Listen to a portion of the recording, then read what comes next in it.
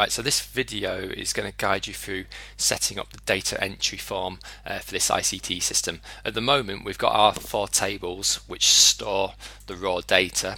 We've got a query that processes this data and gets the data needed to produce an invoice, and we've actually made the meaningful output in terms of the report that actually presents that information in a meaningful and valuable way. So we've got the process and the output sorted. We really need to kind of tidy up the input side of things, because it'd be unrealistic to expect our users to have to navigate the interface using the table structure that there is now.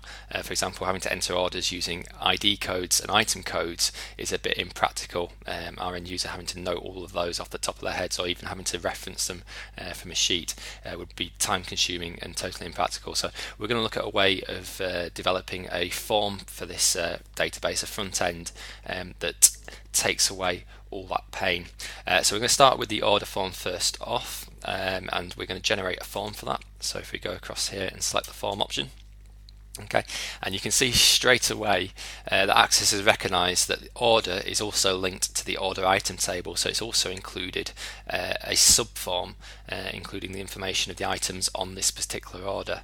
Okay, but again, in this format it's still tricky to follow and still not ideal. So let's start the process of improving this input form and make it into something a lot more user friendly. And the first thing we're going to start off with is this user ID field. Okay, so at the moment, if I put this into design view, if I want to make a new order, okay, I have to type in the user ID.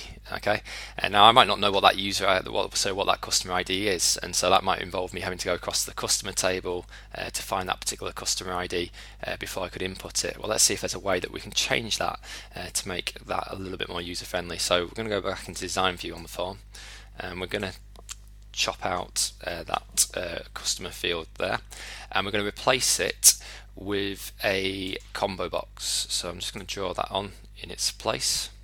Okay, ignore that if you get that message. Now, we've used combo boxes before on forms, and in the past we've used this option here. I will type in the values that I want, and we've listed the options that we want in that drop down box. Now, the problem with doing it this way is our customers will come and go. So if we entered all our customers into that list, well, what happens when we add a new one, or what happens when one leaves? That list isn't going to update, it's going to stay the same.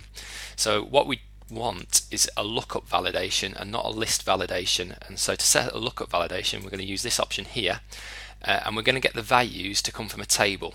And the table, as you might have guessed, is going to be the customer table, because that's the table that's going to get updated with new customers that join and old customers that get removed. Okay, so as long as we're looking at that table, our lookup list is always going to be up to date. So I'm going to press next on that.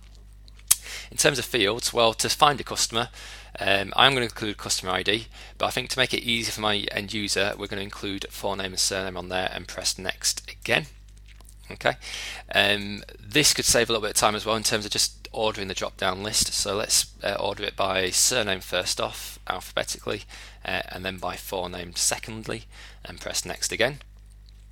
This is the preview of what the drop down box will look like, which looks absolutely fine to me. I've only got two customers in my customer table at the minute. It's hiding the key column for me. Well, I don't really need to see it, so I'm going to leave that checked. I'm going to press next. The important thing is that this final step is that when we want to actually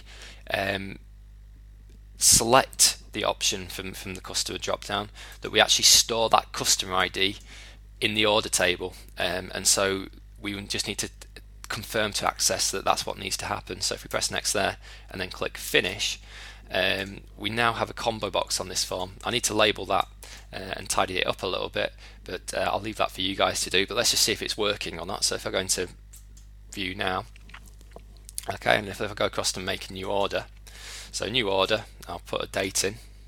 I'm not going to add any items to this order, but if I select this drop down box now, you can see I can pick from Lisa and Bob. Well, let's choose Bob. Okay, let's cross that off and save that order.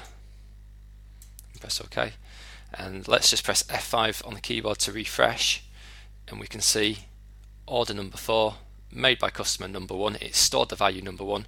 Well, that's Bob. Okay, we know we've now recorded that order was made by that customer.